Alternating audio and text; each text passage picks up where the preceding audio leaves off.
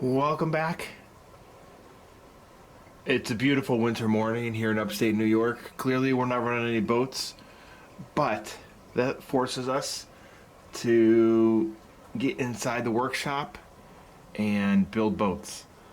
I'm taking on a new challenge, building the Backlash Gen 3 by Blazer Marine, and I'm excited.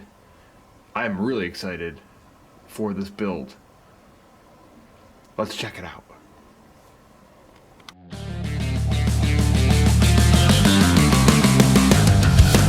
Here's a look at where we are after the first part of this build series. We're going to see how we got here.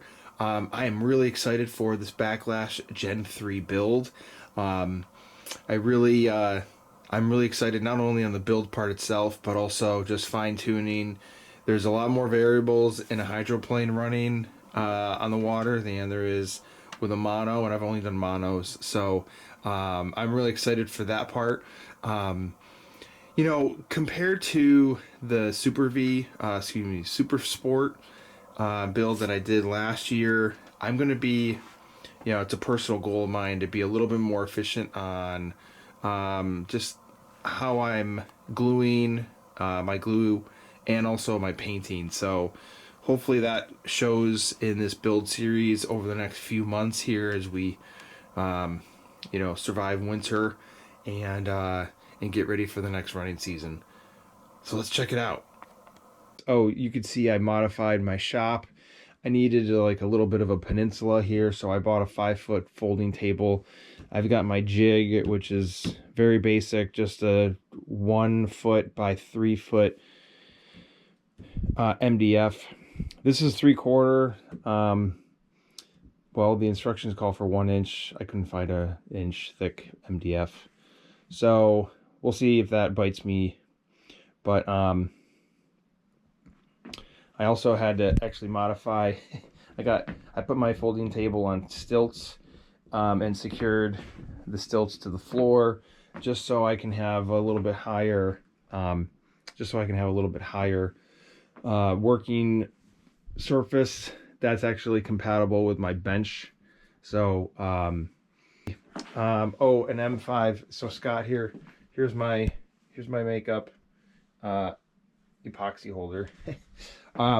Anyway, before I got started, I sanded every face before gluing or bonding together.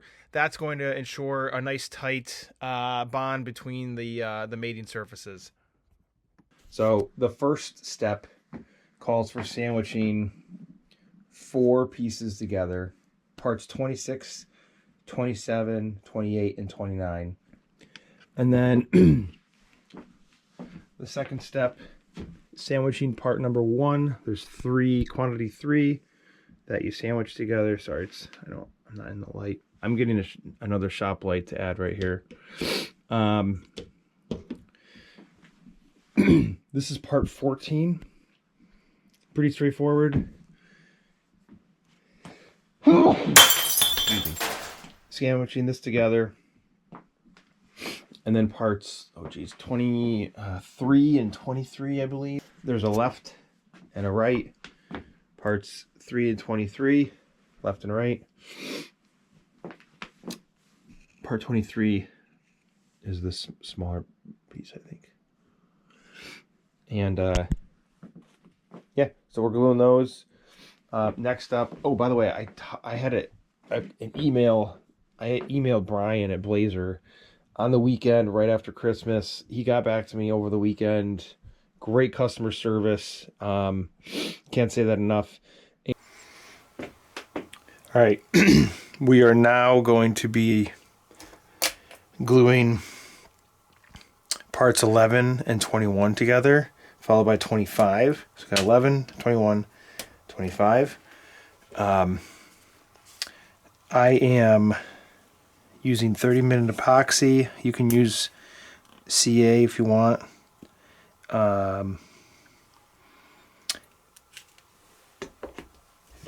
But I'm going to try to use as little as I can while still being effective.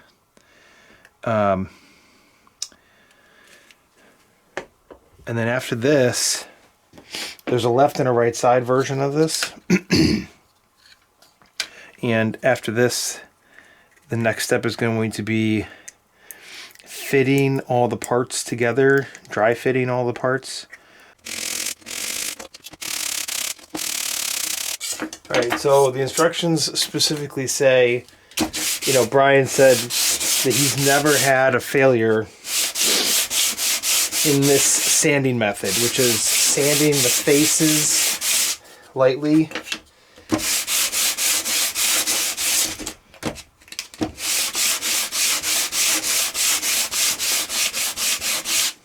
And then doing the edges.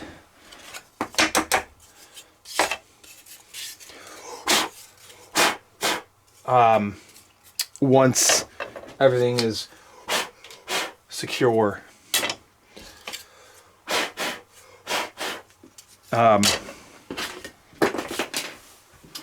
so I'm going to follow that because this guy knows more about this than I do. So again, sand the faces, not the edges. Okay. Oh, by the way, I welcome criticism, techniques, tips. So comment below if you see something that you don't like that I'm doing. Again, I would consider myself a novice, but I wanted to at least have something here for folks that are either beginning this build or considering this build, to have something to fly through.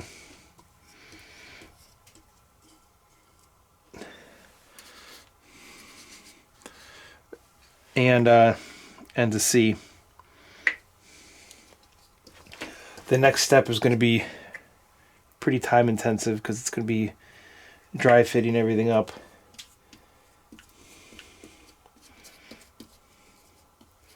I would normally do wood glue here. I think I did like any bonding of like mating of faces on the SS. I'm pretty sure I used wood glue.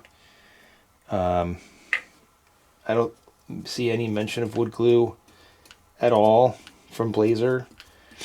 So I'm not sure if there's a reason for that or what.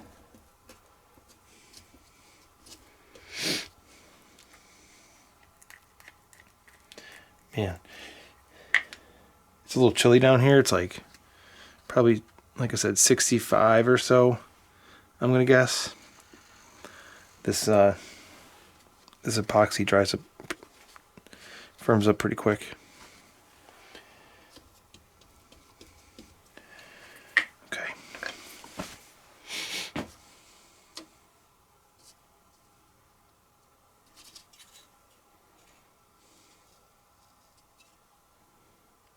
Now I glued that side. This is the first side I'm doing, so there's no, I'm gonna have to be careful on the next one.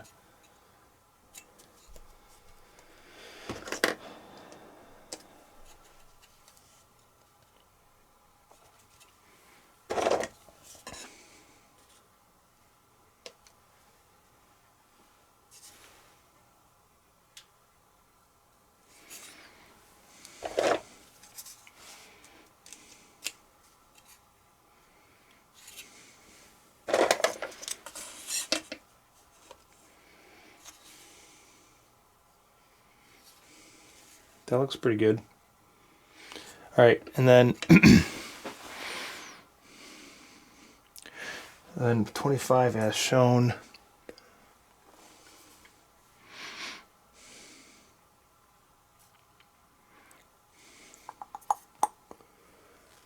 The nose. Okay, so it goes right here.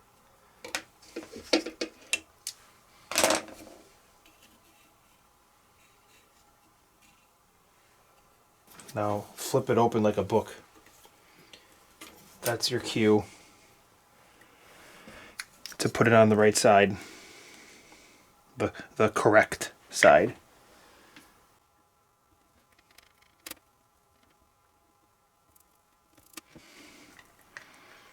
I'm like really intentionally trying to use as little glue as I can. Like I mean, if you watch the channel, you see I'm not erasing anything, but I kind of want to. So I'm not going for like weight records here, but let's see if we can just work on my craft a little bit, right? Meh. Okay, so you can start to see and appreciate where two differing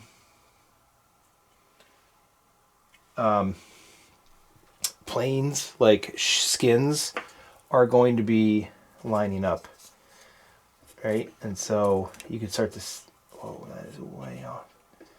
You can start to see that, man, that clamp really jostled things around here.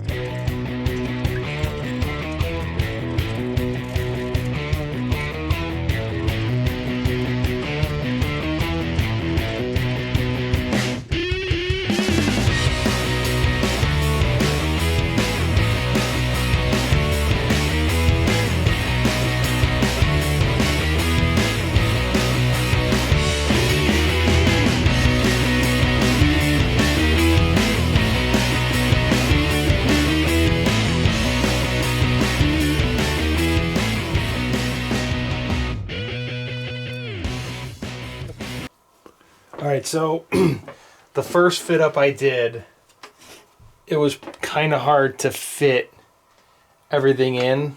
And the one bit of advice from my good old friend Ken on the chat forum we're in said, make sure everything just falls right in. These intersections right here are they're looser. I mean, I think that's what you want, because then there's not going to be any undue stress on a joint when it's running. All right, so I switched the jig, so I've got a longer base. I think this is 42 or 48 inches. And I sanded all the slots for these. The instructions say everything should lay flat, except for, I think this is 17. This is 14. This is 17, and this is the 26 assembly. You'll notice there's a little bit of a gap here, and so that's what that means. Everything else is laying flat. I actually like it. There's a little bit of a bow. There's a little bit of a bow this way, so I have to fix that. But it's looking, that would be wonky. It's looking pretty good.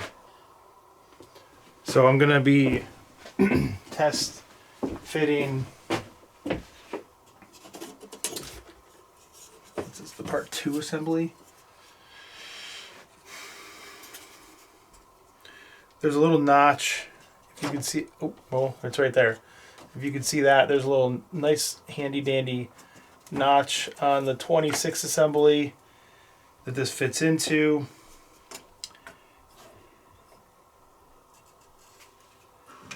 So a little bit of a gap, an air gap on those two.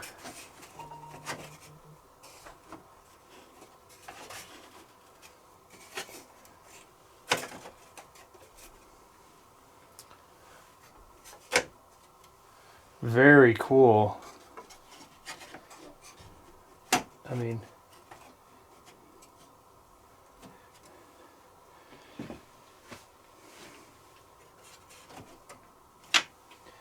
very cool. Man, this looks awesome. All right, so that about wraps up this first part of this build. The next step is going to be tacking all of these joints, sanding them first, getting them everything in line, nice and loose, nice fit up, no tension, and then tacking all these joints nice and square together, and then start working on the sponsons. So that's going to be a pretty time intensive part. Not really much movement on the sequential steps of the manual, just because there's a lot there. So stick around, and we'll post that up soon.